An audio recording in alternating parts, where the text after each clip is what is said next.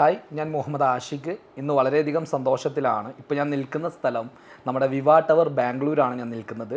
കാരണം എന്താണെന്ന് ചോദിക്കുകയാണെങ്കിൽ ഇന്ന് ഇവിടെ ഒരു റെഡ് കാർപ്പറ്റ് വെൽക്കം ഉണ്ടായിരുന്നു. അതിൻ്റെ ഭാഗമായിട്ട് വന്നതാണ്. ഇന്ന് ആരുടേതാണെന്ന് ചോദിക്കുകയാണെങ്കിൽ വളരെ സന്തോഷത്തോടു കൂടി അഭിമാനത്തോടു കൂടി പറയാൻ പറ്റുന്ന കാര്യം, കേരളത്തിലെ ആദ്യത്തെ ലേഡി ഡയമണ്ട് 1 കോടി രൂപ വരുമാനം വാങ്ങിച്ച ഒരു വ്യക്തിയാണ് നമ്മുടെ കൂടെ ഉള്ളത്. മറ്റാരുമല്ല, നമ്മുടെ റഹീന മാഡമാണ്. Madam hi. ഹായ്. പറയൂ, എങ്ങനെയുണ്ട് ഇന്നത്തെ ഒരു ദിവസത്തെ ഫീൽ? എങ്ങനെയുണ്ട് ഇന്നത്തെ ഒരു ദിവസം എന്ന് പറഞ്ഞാൽ വളരെ പ്രൗഡാണ്. കാരണം എൻ്റെ ലൈഫിൽ എനിക്ക് തോന്നുന്നു ഇത്രയും എനിക്ക് അറ്റൻഷൻ കിട്ടിയിട്ടുള്ളത് എൻ്റെ ഒരു കല്യാണ ദിവസം ഇന്ന് രണ്ടാമത്തെ ഒരു ദിവസമാണെന്ന്. കാരണം അത്രയും നമ്മളുടെ അല്ലെങ്കിൽ നമ്മൾക്ക് ഇത്രയും വാല്യൂ ഉണ്ട് എന്ന് ഞാൻ ശരിക്കും തിരിച്ചറിഞ്ഞൊരു ദിവസമാണ് ഇന്ന്. ഓക്കെ, മാഡത്തെ കുറിച്ച് കൂടുതലായിട്ട് അറിയണമെന്നുണ്ട്. മാഡത്തിൻ്റെ ഒരു കാര്യങ്ങളൊക്കെ ഒന്ന് പറഞ്ഞുതരും. ചെറുപ്പകാലം, ഈ ഒരു മറ്റു കാര്യങ്ങളൊക്കെ ഒന്ന് പറയാൻ. എന്നെക്കുറിച്ച് പറയുകയാണെന്നുണ്ടെങ്കിൽ ഞാനൊരു മലപ്പുറം സ്വദേശിയാണ്. കേരളത്തിലെ മലപ്പുറം ജില്ലയിലാണ്. ഒരു സാധാരണ മുസ്ലിം ഓർത്തഡോക്സ് ഫാമിലിയിൽ ജനിച്ചു വളർന്നൊരു വ്യക്തി. ചെറുപ്പകാലം പറയുകയാണെങ്കിൽ വലിയ കുഴപ്പമൊന്നുമില്ല. പക്ഷേ അന്നത്തെ ഒരു കാലഘട്ടം എന്ന് പറഞ്ഞാൽ പെൺകുട്ടികളൊരു ബാധ്യതയാണ് ചിന്തിക്കുന്ന ഒരു കാലഘട്ടം, പ്രത്യേകിച്ച് മലബാർ മേഖലയിൽ. ആ ഒരു സാഹചര്യത്തിലാണ് ഞാൻ വളർന്നതും മുന്നോട്ട് പോയതൊക്കെ. പെൺകുട്ടികളെ കൊണ്ട് കൂടുതലൊന്നും ചെയ്യാൻ പറ്റില്ല. അല്ലെങ്കിൽ പെൺകുട്ടികൾ വെറും ഒരു വീട്ടിലെ കാര്യങ്ങൾ നോക്കാനും പിന്നെ ഭർത്താവിൻ്റെ കൂടെ ഒരു ജീവിതം നയിക്കാനൊക്കെ വേണ്ടിയിട്ടുള്ളൊരു ആളുകൾ മാത്രമാണ് ഒരു ഫീൽഡിലായിരുന്നു അന്നത്തെ ഒരു സിറ്റുവേഷൻ ഉണ്ടായിരുന്നത്. മാഡത്തിൻ്റെ ഉപ്പ എന്തായിരുന്നു ചെയ്തിരുന്നത്? ഉപ്പ ഞാൻ ജനിക്കുന്ന സമയം തൊട്ട് എബ്രോഡായിരുന്നു, ഗൾഫിലായിരുന്നു. ഒരു മലബാർ മേഖലയുള്ള ഒരുവിധം ആളുകളെല്ലാം ഗൾഫായിരുന്നു അന്നത്തെ ഒരു സാമ്പത്തിക മേഖല കണ്ടെത്തിയിരുന്നത്. അതുപോലെ തന്നെ എൻ്റെ ഫാമിലി അങ്ങനെ തന്നെയായിരുന്നു. ഗൾഫിലായതുകൊണ്ട് തന്നെ ഉപ്പാക്ക് തന്നെ ഒരുപാട് ബാധ്യതകളും കാര്യങ്ങളുണ്ട്. പെങ്ങന്മാർ, കാര്യങ്ങൾ, ഞങ്ങൾ തന്നെ 3 പെൺകുട്ടികൾ, വീട്, കാര്യങ്ങളൊക്കെ ഉള്ളൊരു ബാധ്യതയുള്ളൊരു വ്യക്തി തന്നെയായിരുന്നു. അപ്പോൾ കുറച്ച് കഷ്ടപ്പാടിൽ തന്നെയാണ് ലൈഫ് മുന്നോട്ട് പോയത്. വീട് വെച്ച സമയത്തും വീട്ടിലെ പണിയൊന്നും തീരാതെ വെറും കല്ല് മാത്രം ഇരുന്നുള്ള വീട്ടിലേക്കാണ് ഞങ്ങൾ ഹൗസ് വാമിങ് കഴിഞ്ഞ് കയറിയത്. ചെറുപ്പത്തിൽ ആഗ്രഹിച്ചത് പലതും എനിക്ക് നേടാൻ പറ്റിയിട്ടില്ല. പല മിഠായികൾ പോലും ലഭിക്കാൻ പോലും അവസരം ഉണ്ടായിട്ടില്ല. സിറ്റുവേഷൻ അത്രയും മോശമുള്ള സിറ്റുവേഷനും ഉണ്ടായിട്ടുണ്ട്. പിന്നെ കുറച്ച് കഴിഞ്ഞ സമയത്ത് എൻ്റെ പാരൻസ് മുണ്ടുമുറുക്കിയാണെങ്കിലും ഞങ്ങളുടെ ആഗ്രഹങ്ങളോ ആവശ്യങ്ങളൊക്കെ പതിയെ പതിയെ ചെറുതൊക്കെ ആയിട്ട് വലുതൊക്കെ ആയിട്ട് സാധിച്ചു തരാൻ തുടങ്ങി. എന്തായിരുന്നു മാഡത്തിന് ചെറുപ്പത്തിൽ ഉണ്ടായിരുന്ന ഏറ്റവും വലിയൊരു ആഗ്രഹം? എന്തായിരുന്നു ചെറുപ്പത്തിൽ എൻ്റെ ആഗ്രഹം എന്ന് പറയുകയാണെങ്കിൽ പഠിക്കണം, നന്നായിട്ട് പഠിച്ച് സെറ്റിലാവണം, ഫാമിലിനെ നോക്കണം, എൻ്റെ അനിയത്തിമാരെ എങ്ങനെ ചെയ്യണം, പാരൻസിനെ എങ്ങനെ നോക്കണം എന്നൊക്കെയുള്ള ഒരുപാട് അംബിഷൻസ് ഉണ്ടായിരുന്നു. അങ്ങനെ പഠിച്ച് ഡോക്ടർ ആവണമെന്ന് ആഗ്രഹം ഉണ്ടായിരുന്നു. ഫാമിലിയൊക്കെ അതിന് വേണ്ടിയിട്ട് ഒരുപാട് സപ്പോർട്ടും ചെയ്തിട്ടുണ്ട്. ആ ഒരു സമയത്ത് +2 പഠിക്കുന്ന സമയത്ത് കൂടെ ഉണ്ടായിരുന്ന കൂട്ടുകാരുടെ കുറച്ച് പ്രശ്നങ്ങളും കാര്യങ്ങളും അതിൽ ഞാൻ കൂടുതൽ ഇൻവോൾവ് ആയ സമയത്ത് എനിക്ക് പഠിത്തത്തിൽ കുറച്ച് ഉഴപ്പേണ്ടി വന്നു. അതുകൊണ്ട് തന്നെ ആ ഒരു എൻട്രൻസ് എക്സാമിൽ എനിക്ക് മാർക്ക് ഉണ്ടാവില്ല, അവർ ഫാമിലി പ്രതീക്ഷിക്കുന്ന റിസൾട്ട് ഉണ്ടാവില്ല എന്ന് തോന്നിയത് കൊണ്ട് ജസ്റ്റ് മലപ്പുറത്തെ ഉള്ളൊരു കൾച്ചർ അനുസരിച്ച് 18 വയസ്സാകുമ്പോഴേക്ക് കല്യാണം കഴിഞ്ഞ് പോവുക എന്നതായിരുന്നതുകൊണ്ടും വെറുതെ ഒരു ഫോർമാലിറ്റിക്ക് എൻ്റെ വീട്ടുകാരനോട് ചോദിച്ചു കല്യാണം നോക്കിയാലോ എന്ന്. ഈ ഒരു സിറ്റുവേഷനിൽ ഞാൻ പെട്ടെന്നൊരു ഓക്കെ പറഞ്ഞാൽ എൻ്റെ എൻട്രൻസിലുള്ള റിസൾട്ടിൻ്റെ കുറവ് അല്ലെങ്കിൽ ഗ്രേഡിൻ്റെ കുറവ് എന്നുള്ളത് എല്ലാവരും മറന്നോളും എന്ന് തോന്നിയത് കൊണ്ട് തന്നെ ഞാൻ ഓക്കെ പറഞ്ഞു. അതുകൊണ്ട് തന്നെ ഒരു എടുത്തുചാട്ടത്തിൽ 18ാമത്തെ വയസ്സിൽ എൻ്റെ കല്യാണം കഴിഞ്ഞു. പിന്നീട് അങ്ങോട്ട് പറയുകയാണെന്നുണ്ടെങ്കിൽ എൻ്റെ ഒരു ഫാമിലി ലൈഫ് അത്ര ഒരു സുഖകരമൊന്നും ആയിരുന്നില്ല. ഒരു 10 വർഷത്തോളം കുറച്ച് കഷ്ടപ്പെട്ടാണ് ഫാമിലി ലൈഫ് മുന്നോട്ട് കൊണ്ടുപോയത്. 19ാമത്തെ വയസ്സിലൊരു മകൾ ഉണ്ടായിട്ടുണ്ട്. അപ്പോൾ കുറച്ച് കഴിഞ്ഞ സമയത്ത് മകളുടെ ഭാവി ജീവിതത്തെ പോലും എൻ്റെ ഫാമിലി ലൈഫ് ബാധിക്കുന്നു എന്ന് കണ്ട സമയത്ത് ആ ഒരു ഫാമിലി ലൈഫിൽ നിന്ന് വിഡ്രോ ചെയ്യേണ്ടി വന്നു. നടന്നോട്ട് പിന്നെ ഞാൻ മകളെ ഒറ്റയ്ക്ക് വളർത്തുക എന്നുള്ളൊരു തീരുമാനത്തിലെത്തി. ഞാനൊരു സിംഗിൾ പാരൻ്റായിട്ട് മകളെ ഒറ്റയ്ക്ക് വളർത്താൻ തുടങ്ങി. പിന്നീടുള്ളൊരു ജേണി എന്ന് പറയുകയാണെങ്കിൽ പിന്നെ മകളെ വളർത്താൻ എനിക്കൊരു ജോബ് അത്യാവശ്യമാണ്. മാത്രമല്ല മകളെ സ്കൂളിലാക്കിയ സമയം തൊട്ട് ഞാനൊരു ജോബിനെ കുറിച്ച് അന്വേഷിക്കുന്നുണ്ട്. കാരണം സിറ്റുവേഷൻ അതായിരുന്നു. അങ്ങനെ അവളെ LKG സ്കൂളിലാക്കി ഞാനൊരു ജോബിന് കയറിയപ്പോൾ ഒരു ടാക്സ് കൺസൾട്ടൻസിയിലാണ് ജോലി ചെയ്തത്. മഞ്ചേരി ഭാഗത്തായിരുന്നു. അന്ന് 3000 രൂപ സാലറിയിലാണ് ഞാൻ എൻ്റെ കരിയർ സ്റ്റാർട്ട് ചെയ്തത്. 3000 രൂപ, 3500, 3000 എന്ന രൂപയിൽ ഒന്നും ആവില്ല, എന്നാൽ അതെങ്കിലും എൻ്റെ മകൾക്ക് വേണ്ടിയിട്ട് എന്ന് ചിന്തിച്ച് മുന്നോട്ട് പോയി. പിന്നെ അവിടെ നിന്ന് ഒരു കുറച്ച് മാസങ്ങൾ കൊണ്ട് കുറച്ചും കൂടെ ഇൻക്രിമെൻ്റ് ഉള്ള കുറച്ച് വേറൊരു ജോബ് കണ്ടെത്തി ഒരു 7000 രൂപ സാലറിയിലേക്ക് മാറി. അങ്ങനെ ആ സമയത്തൊക്കെ മകൾക്ക് പലതും മേടിച്ചു കൊടുക്കുന്ന സമയത്ത് ഞാൻ നന്നായിട്ട് സ്ട്രഗ്ലിങ് അനുഭവിച്ചിട്ടുണ്ട്. 500 രൂപയിൽ താഴെയുള്ള ഡ്രസ്സുകളൊന്നും ഞാൻ സെലക്ട് ചെയ്യാറുണ്ടായിരുന്നില്ല. ഒരു ഷൂ വാങ്ങിക്കുന്ന സമയത്ത് പോലും 2 വർഷത്തേക്ക് ഉപയോഗിക്കണം കേട്ടോ എന്ന് മോളെ എന്ന് പറയാറുണ്ടായിരുന്നു. ഇങ്ങനൊരു സിറ്റുവേഷനിലായിരുന്നു മുന്നോട്ട് പോയിരുന്നത്. പിന്നെ കുഴപ്പമില്ല, ജോലി 7,000 രൂപ സാലറി ഉണ്ടായി. പിന്നെ പതിയെ പതിയെ ഇൻസെൻറ്റീവും കാര്യങ്ങളൊക്കെ വാങ്ങിക്കാൻ തുടങ്ങി. വലിയ കുഴപ്പമില്ലാത്ത രീതിയിൽ പിന്നെ ആ ജോലിയിലൂടെ മുന്നോട്ട് പോയി. മാഡം ഈ ഒരു ബിസിനസ്സിലേക്ക് വന്ന സിറ്റുവേഷൻ എങ്ങനെയാണെന്നുള്ളത് എനിക്ക് വ്യക്തമായിട്ട് അറിയാം. പക്ഷേ ഇന്ന് നമ്മുടെ ഈ ഒരു വീഡിയോ ഒരുപാട് ആളുകൾ നമ്മളിത് എന്ത് ചെയ്യാണ്, ഈ വീഡിയോ കണ്ടുകൊണ്ടിരിക്കുകയാണ്.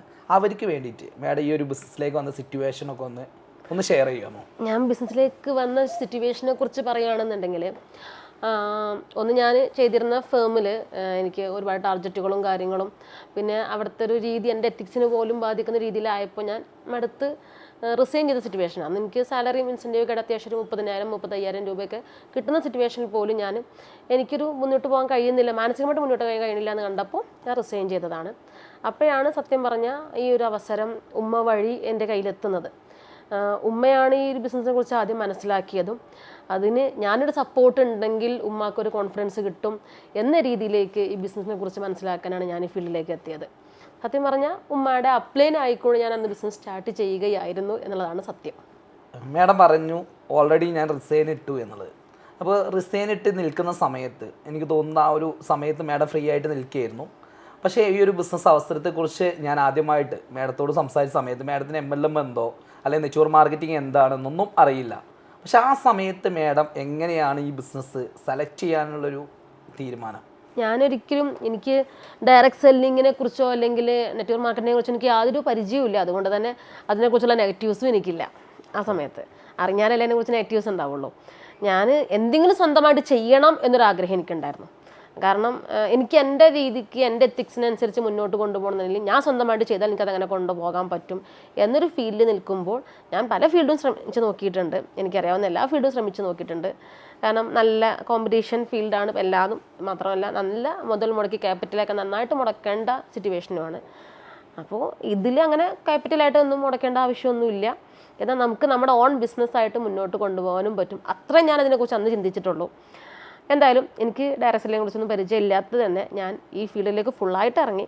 എൻ്റെ ഒരുപാട് പ്രശ്നങ്ങളുണ്ടായിരുന്ന സമയമാണ്. കോട്ടും കാര്യങ്ങളൊക്കെ ആയിട്ട് മുന്നോട്ട് പോകുന്ന ഒരുപാട് ഇഷ്യൂസൊക്കെ ഉള്ള സമയമാണ്. പക്ഷേ ജീവിച്ചേ പറ്റുള്ളൂ, എനിക്ക് എൻ്റെ മകൾക്ക് ജീവിച്ചേ പറ്റുള്ളൂ. അതുകൊണ്ട് ഇറങ്ങിയെന്ന് പറയാൻ ഫുൾ 100%ഉം എൻ്റെ ബാക്കിൽ നിന്നുള്ള എഫേർട്ട് ഇട്ടിട്ടാണ് ഞാൻ ഇറങ്ങിയിട്ടുള്ളത്. രാവിലെ 6 മണിക്ക് വീട്ടിൽ നിന്ന് ചായ പോലും കുടിക്കാതെ ആയിരിക്കും ഇറങ്ങാൻ. ബ്രേക്ക്ഫാസ്റ്റോ ചായയോ പോലും ഉണ്ടാവില്ല. പിന്നെ വൈകിട്ട് ഒരു 11 മണിയൊക്കെ ആകുമ്പോൾ എന്തെങ്കിലും ഒരു വെള്ളമോ അല്ലെങ്കിൽ ഒരു പൊറോട്ടയോ കാലി പൊറോട്ടയോ കഴിച്ചിട്ടായിരിക്കും ബാക്കിയുള്ള ഓട്ടം. പിന്നെ ഒരു 8 മണി 9 മണിയൊക്കെ ആകുമ്പോഴായിരിക്കും വീട്ടിൽ കയറുക അടുത്ത ഫുഡിന് വേണ്ടിയിട്ട്. ഇതായിരുന്നു.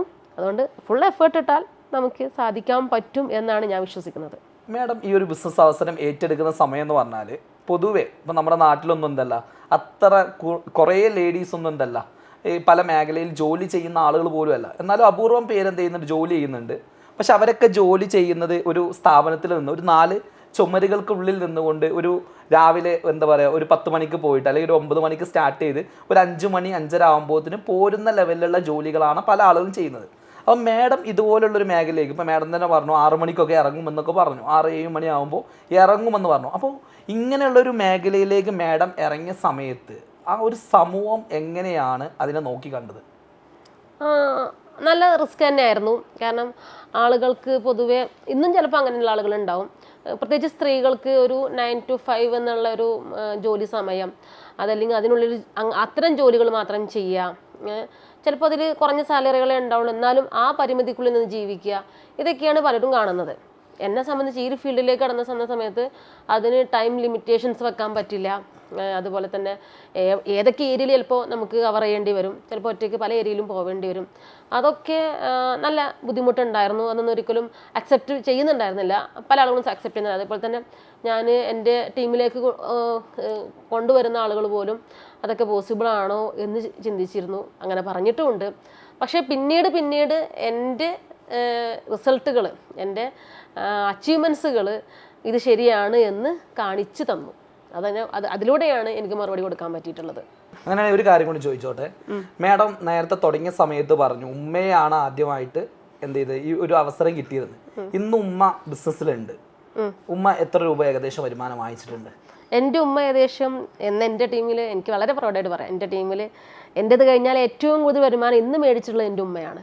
ഏകദേശം എത്ര രൂപ? ഏകദേശം 65 ലക്ഷം രൂപയോളം, ചിലപ്പോൾ അതിന് മുകളിലായിരിക്കും വരുമാനം മേടിച്ചിട്ടുണ്ട്. ഫാമിലിയിൽ നിന്ന് വേറെ ആരെങ്കിലും ഇന്ന് ഈ ഒരു മേഖലയിൽ ഉണ്ടോ? തുടക്ക സമയത്ത് ഞാനും എൻ്റെ ഉമ്മയും മാത്രമേ ഉണ്ടായിരുന്നുള്ളൂ. ഞാൻ ബിസിനസ് സ്റ്റാർട്ട് ചെയ്ത് അന്നത്തെ ഡേ തന്നെ ആ ദിവസം വൈകുന്നേരം തന്നെ എൻ്റെ ഉമ്മയും സ്റ്റാർട്ട് ചെയ്തിട്ടുണ്ട്. പക്ഷേ ഞാനും ഉമ്മയും പറഞ്ഞിട്ട് പലരും ബിസിനസ് റിജക്റ്റ് ചെയ്തിട്ടുണ്ട്.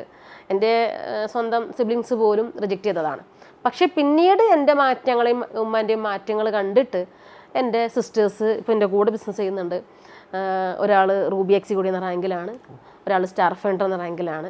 ഞങ്ങളുടെ സ്വന്തം വീട്ടിൽ തന്നെ 4 പേര് ബിസിനസ് ചെയ്തുകൊണ്ടിരിക്കുകയാണ്. ഈ ഒരു കമ്പനിയിലൂടെ വരുമാനം മേടിക്കുന്നത്. അത് മാത്രമല്ല, എൻ്റെ വീട്ടിലുള്ള ഒരേ ഒരു വരുമാന സ്രോതസ് ഇൻഡസ്ട്രി മാത്രമാണ്. ഓക്കെ, ഇന്ന് ഈ ഒരു വീഡിയോ ഒരുപാട് ആളുകൾ കാണുന്നുണ്ട്. അവർക്ക് ഈ നമ്മുടെ സമൂഹത്തോട് നമുക്ക് കൊടുക്കാൻ പറ്റുന്ന, അല്ലെ മാഡത്തിന് കൊടുക്കാൻ പറ്റുന്ന ഒരു നല്ലൊരു മെസ്സേജ് എന്തായിരിക്കും? എനിക്കിന്ന് സമൂഹത്തിനോട് കൊടുക്കാൻ പറ്റുന്നൊരു മെസ്സേജ് എൻ്റെ ജീവിതം തന്നെയാണ്. കാരണം എൻ്റെ ജീവിതം കൊണ്ട് ഒരുപാട് മാറ്റങ്ങൾ എൻ്റെ ലൈഫിൽ ഈ സമയത്ത് ഉണ്ടായിട്ടുണ്ട്. മുൻപ് ആണെങ്കിൽ ഞാൻ നേരത്തെ പറഞ്ഞ പോലെ മകളുടെ പല കാര്യങ്ങൾക്കും വേണ്ടി ഒരുപാട് സ്ട്രഗിളിങ് ഉണ്ടായിട്ടുണ്ട്. എൻ്റെ ചെറുപ്പകാലത്ത് പല മിഠായിക്ക് പോലും കൊതിച്ച് നിന്ന സമയം ഉണ്ടായിട്ടുണ്ട്. എന്നാൽ ഇന്ന് ഈ ഒരു അവസരം കിട്ടിയതുകൊണ്ട് മാത്രം ഇന്ന് എൻ്റെ മകളെ എനിക്ക് നല്ല രീതിയിൽ, അതും ലാവിഷായിട്ട് ലക്ഷറി ലൈഫിൽ എന്ന രീതിയിൽ മുന്നോട്ട് കൊണ്ടുപോകാൻ പറ്റുന്നുണ്ട്. അവൾ ഉപയോഗിക്കുന്ന ഗാഡ്ജറ്റ്സ് ആയിക്കോട്ടെ, അവളുടെ വാച്ച് ആയിക്കോട്ടെ, ഡ്രസ്സ് ആയിക്കോട്ടെ, അവൾ ഇഷ്ടപ്പെടുന്ന രീതിയിൽ എനിക്ക് ചെയ്തു കൊടുക്കാൻ പറ്റുന്നുണ്ട്. അപ്പോൾ അതുപോലെ തന്നെ ഇന്ന് എനിക്കറിയാം ഒരുപാട് സ്ത്രീകളുണ്ട് ചിലപ്പോഴും പല സമയത്തും സ്റ്റക്കായി നിൽക്കുന്ന ആളുകൾ. ഇനി എന്ത് ചെയ്യണം എന്നറിയാത്ത പല ആത്മഹത്യകൾ പോലും നമ്മൾ കാണുന്നുണ്ട്. പക്ഷേ എനിക്ക് പറയാനുള്ളൊരു കാര്യം, ഇന്ന് ഏതൊരു വ്യക്തിക്കും ജീവിക്കാനുള്ള ഓപ്ഷൻസ് ഇന്ന് അവൈലബിൾ ആണ്. അതിൽ ബെസ്റ്റ് ഒരു എക്സാമ്പിളാണ് ഇൻഡസ്ട്രി എന്ന് പറഞ്ഞൊരു ഓപ്പർച്യൂണിറ്റി. ഞാൻ വളരെയധികം താങ്ക്ഫുള്ളാണ്. കാരണം ഇന്ന് ഈ ഒരു മേഖലയിൽ, ഡയറക്ട് സെല്ലിംഗ് മേഖലയിൽ ഏതൊരു വ്യക്തിക്കും വളരെ ഈസി ആയിട്ടും നല്ല രീതിയിൽ വരുമാനം മേടിക്കാനും പറ്റുന്ന ഒരു ബെസ്റ്റ് ചോയ്സ് തന്നെയാണ് ഇൻഡസ്ട്രി എന്ന് പറയുന്നത്. അപ്പോൾ ഇനി എന്ത് ചെയ്യുമെന്ന് ചിന്തിക്കാതെ ആത്മഹത്യക്ക് മുന്നിട്ടിറങ്ങുന്ന ആളുകളോടും, അതേപോലെ എന്ത് വേണം എന്ന് മനസ്സിലാകാതെ സ്റ്റക്കായി നിൽക്കുന്ന ആളോടൊക്കെ എനിക്ക് പറയാനുള്ളത്, ഈ ഒരു അവസരം ഏറ്റെടുത്ത് നന്നായിട്ട് ചെയ്താൽ ഇന്ന് ഞാൻ എൻ്റെ മകൾക്ക് കൊടുക്കുന്ന പോലുള്ള ഫെസിലിറ്റീസ് നിങ്ങൾക്കും നിങ്ങളുടെ കുടുംബത്തിന് കൊടുക്കാൻ പറ്റും. കാരണം ഒരു മിഠായി പോലും വാങ്ങിച്ചു കൊടുക്കാൻ എൻ്റെ മകൾക്ക്, അവൾ ഇഷ്ടപ്പെടുന്ന മിഠായി പോലും വാങ്ങിച്ചു കൊടുക്കാൻ എനിക്ക് പറ്റാത്തൊരു സമയമുണ്ട്. എന്നാൽ ഇന്ന് അവൾക്ക് വേണ്ടത് മേടിക്കാൻ വേണ്ടി കഴിഞ്ഞ മാസം അവൾക്ക് വേണ്ടി കമ്പനി എനിക്ക് എൻ്റെ അക്കൗണ്ടിലേക്ക് കിട്ടുന്നത് 50,000 രൂപയാണ്. അവൾക്ക് വേണ്ടി മാത്രം തന്ന എമൗണ്ട്. ഞാനൊരു സിംഗിൾ പാരൻ്റാണ്. അതുകൊണ്ട് തന്നെ എൻ്റെ പാരൻസ് ഓൾറെഡി ഇൻഡസ്ട്രി ബിസിനസ് ചെയ്യുന്നത് കൊണ്ടും എൻ്റെ കോപ്ലിക്കൻ്റ് എൻ്റെ മകളാണ്. ഇന്ന് ഞാൻ ഈ ബിസിനസ് ചെയ്തത് കൊണ്ട്, ഇന്ന് ഈ കമ്പനിയുടെ ഈ റാങ്ക് അച്ചീവ് ചെയ്തത് കൊണ്ടും അവൾക്ക് വേണ്ടിയിട്ട് മാത്രം കമ്പനി അവൾക്ക് വേണ്ടി അയച്ചു കൊടുത്തത് 50,000 രൂപയാണ് കോപ്ലിക്കൻ്റ് ബോണസായിട്ട്. അതും 10ാം ക്ലാസ്സിൽ പഠിക്കുന്ന ഒരു പെൺകുട്ടിക്കാണ്, 17 വയസ്സ് മാത്രം പ്രായമുള്ള ഒരു കുട്ടിക്കാണെന്നുള്ളതാണ് ഏറ്റവും വലിയൊരു ഹൈലൈറ്റ്. അവൾ വർക്ക് ചെയ്താലും ഇല്ലെങ്കിലും അവളതിന് അവളുടെ അവകാശമാണത്, അവൾക്കത് കിട്ടിക്കൊണ്ടിരിക്കുന്നത്. ഈ ഇൻഡസ്ട്രി ബിസിനസ് എന്ന് പറയുന്നത് 21st സെഞ്ച്വറി ബിസിനസ് എന്ന് പറയുന്ന അർത്ഥമാക്കുന്നത് ഇങ്ങനെ തന്നെയാണ്. കാരണം എൻ്റെ നെക്സ്റ്റ് തലമുറക്ക് പോലും കൈമാറിക്കൊണ്ടിരിക്കുന്ന ഒരു അവസരം.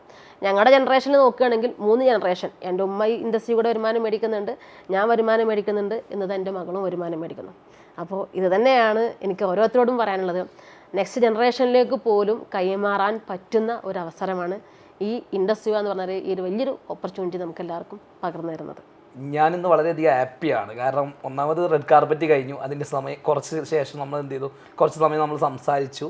എനിക്ക് നിങ്ങളോട് പറയാനുള്ള കാര്യം, മാഡത്തിനെ പോലെ തന്നെ ഒരുപാട് ആളുകൾ ഇന്ന് കേരളത്തിൻ്റെയും മറ്റ് പല സംസ്ഥാനങ്ങളുമായിട്ട് ഇന്ന് നിൽക്കുന്നുണ്ട്. അവരെയൊക്കെ ഈ ഒരു ഓണ്ടർപ്രണർഷിപ്പിലേക്ക് കൊണ്ടുവന്ന് ഈ സംരംഭത്തിലൂടെ മാഡത്തിന് വലിയ ലെവലിൽ, മാഡം ഉയർന്ന പോലെ തന്നെ ഒരു എക്സിക്യൂട്ടീവ് ഡയമണ്ടൊക്കെ ആക്കാൻ പറ്റട്ടെ എന്ന് പ്രാർത്ഥിക്കുന്നു. അത് ലേഡീസ് ആവാം, ജെൻസ് ആവാം, ഒരുപാട് ആളുകൾ ഇന്ന് മാഡത്തിൻ്റെ ടീമിൽ തന്നെ ഒരുപാട് ആളുകൾ വർക്ക് ചെയ്യുന്നു. അപ്പോൾ അവരെ എല്ലാവരെയും നല്ല രീതിയിൽ അവരുടെ ലൈഫിലും നല്ല മാറ്റം ഉണ്ടാകാൻ പറ്റട്ടെ എന്ന് ഞാൻ പ്രാർത്ഥിക്കുന്നു. ഓഫ് കോഴ്സ് സർ, കാരണം ഞാൻ ഇത്രയും അച്ചീവ്മെൻറ്റ് ഉണ്ടാക്കിയതുപോലെ തന്നെ ഇനി എനിക്ക് ഒരുപാട് ആളുകൾക്കും ഇതുപോലെ കൊടുക്കണം, അല്ലെങ്കിൽ എത്തിച്ചു കൊടുക്കണം എന്നുള്ള ആഗ്രഹം വളരെയധികം നന്നായിട്ടുണ്ട്.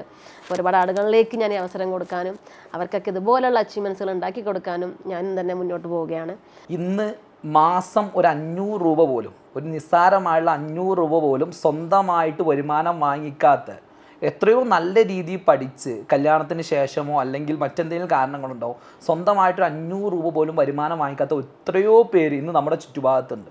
എനിക്ക് നിങ്ങളോട് പറയാനുള്ളത്, ഈ ഒരു ഓപ്പർച്യൂണിറ്റി, ഇൻഡസ്വ എന്ന് പറയുന്ന ഈ ഒരു മഹത്തരമായുള്ള അവസരത്തെക്കുറിച്ച് നമ്മളൊന്ന് മനസ്സിലാക്കാൻ തയ്യാറാവുകയാണെങ്കിൽ നമ്മുടെ ലൈഫിലും നല്ലൊരു അവസരമായിട്ട് നമുക്ക് ഇൻഡസ്വ കാണാൻ പറ്റുന്നുണ്ടാവും. അതിനുള്ള ഏറ്റവും വലിയൊരു ഉദാഹരണമാണ് ഇന്ന് നമ്മുടെ മുമ്പിൽ ഉണ്ടായിരുന്ന റഹീന മാഡം എന്ന് പറയുന്ന വ്യക്തി.